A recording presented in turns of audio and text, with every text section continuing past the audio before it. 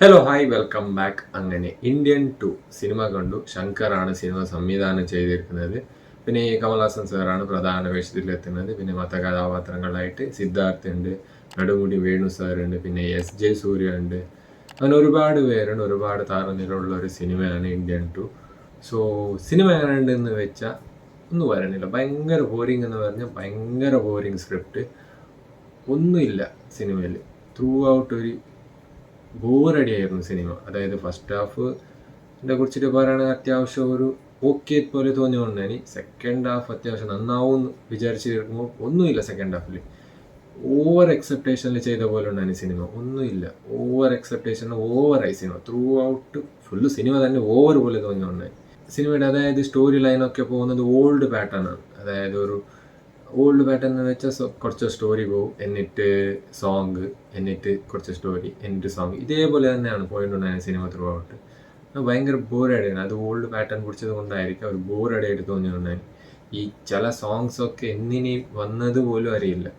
ഭയങ്കര ബോറടി. ആ ചില പ്ലേസ്മെൻറ്റ്സിലൊക്കെ ആ സോങ് ഒക്കെ എന്തിനു വരണോ തോന്നിക്കൊണ്ടായിരുന്നു. അങ്ങനെ ആയതുകൊണ്ട് ഒരു സെറ്റില്ലാത്ത പടം പോലെ തോന്നിക്കൊണ്ടായിരുന്നു. ഇത്ര ബഡ്ജറ്റ് കൊടുത്തിട്ട് ഉണ്ടാക്കിയ ഒരു പടമാണ്, എന്നാലും ഒരു ഇതില്ല, ഗുമ്മില്ലാതെ പോലെ തോന്നിയുണ്ടായി. പെർഫോമൻസിനെ കുറിച്ചിട്ട് പറയുകയാണെങ്കിൽ കമൽഹാസൻ സാർ ആ ക്യാരക്ടറിനെ, അതായത് ആ ഇന്ത്യൻ 1 ഞാൻ ട്രെയിലറൊക്കെ കണ്ടു. ഞാൻ സിനിമ കണ്ടിട്ട് അങ്ങനെ ആയതുകൊണ്ട് ട്രെയിലർ കണ്ടിട്ട് പറയുന്നതാണ്.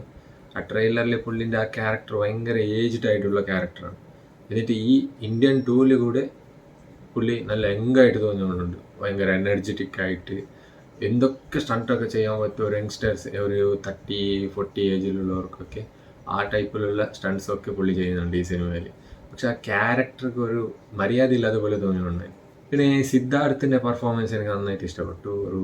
ആ ക്യാരക്ടറിനെ പുള്ളി നന്നായിട്ട് ചെയ്തിട്ടുണ്ട് ക്യാരക്ടർ. പിന്നെ വേറെ പെർഫോമൻസിനെ കുറിച്ചിട്ട് പറയണം, എല്ലാവരും അവർക്ക് കൊടുത്ത ക്യാരക്ടറിനെ അവർ പറ്റിനെ പോലെ ചെയ്തിട്ടുണ്ട്. ഈ സിനിമയിൽ ഒരു നന്നായിട്ട് എന്ന് തോന്നിയത് ഡയലോഗ്സ് ഒക്കെ നന്നായിട്ടുണ്ടായി. ആരാ എഴുതിയിരിക്കുന്നതെന്ന് അറിയില്ല, എന്നാലും ഡയലോഗ്സ് ഒക്കെ നന്നായിട്ടുണ്ടായി. അതായത് ഈ സിനിമ സംസാരിക്കുന്നത് കറപ്ഷനെ കുറിച്ചിട്ടാണ്. കറപ്ഷൻ, ഈ ലഞ്ച്, ഈ ടൈപ്പിലുള്ള കാര്യങ്ങളെ കുറിച്ചിട്ടാണ് ഈ സിനിമ സംസാരിക്കുന്നത്. ട്രെയിലർ കണ്ടവർക്കൊക്കെ അറിയാം.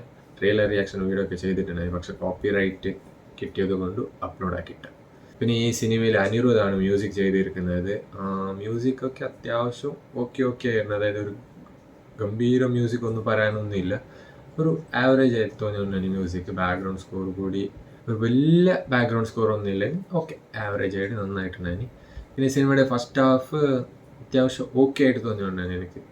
ഓക്കെ ആയിരുന്നു, അതായത് ഒരു രീതിയിൽ പോയോണ്ടുണ്ടായി. സെക്കൻഡ് ഹാഫിനെ കുറിച്ചിട്ട് പറയുകയാണെങ്കിൽ ഭയങ്കര ശോകമെന്ന് വെച്ചാൽ ഭയങ്കര ശോകമായിരുന്നു. അതായത് ഒരു സെൻസ് ഇല്ലാതെ പോലെയാണ് ചെയ്തിരിക്കുന്നത് ആ ക്യാരക്ടറിനെ വെച്ചിട്ട്. അങ്ങനെ തോന്നിയിട്ടുണ്ടായി. പിന്നെ എൻഡിങ് കൂടി വലിയൊരു സാറ്റിസ്ഫാക്ഷൻ ആയിട്ടൊന്നും തോന്നിയിട്ട്, ഒരു ഗുമ്മില്ലാതെ എൻഡിങ് പോലെ ഉണ്ടായി. പിന്നെ ഈ സിനിമയിൽ ഇന്ത്യൻ 3 കുറിച്ചിട്ട് കൂടി ഒരു ഗ്ലിംസ് കൂടി കാണിക്കുന്നുണ്ട്. ട്രെയിലർ തന്നെ ആയിരിക്കാം, അതുകൂടി കാണിക്കുന്നുണ്ട്. അത് കണ്ടപ്പോൾ എനിക്ക് ഇന്ത്യൻ 3 ഒരു ഓക്കെ പോലെ ഉണ്ടായി. എന്നാലും ഇവർക്ക് ഇന്ത്യൻ 2 പിന്നെ ഇന്ത്യൻ 3 ഒരേപോലെ മർജ് ചെയ്തിരുന്നാൽ നന്നായിട്ട് ഇരിക്കട്ടെ എൻ്റെ ഒരു അഭിപ്രായം. പിന്നെ ഓവറോൾ സിനിമ എങ്ങനെയുണ്ടെന്ന് വെച്ചാൽ ഒരു ആവറേജ് 1 ടൈം വാച്ച് സിനിമയാണ്. പിന്നെ സിനിമ കാണാത്തവരോട് പോയിട്ട് കണ്ടോളി. പിന്നെ ചാനൽ സബ്സ്ക്രൈബ് ആക്കിയിട്ട് സൈഡിലുള്ള ബെൽ ബട്ടൺ പ്രസ് ആക്കി. അപ്പോൾ ബൈ.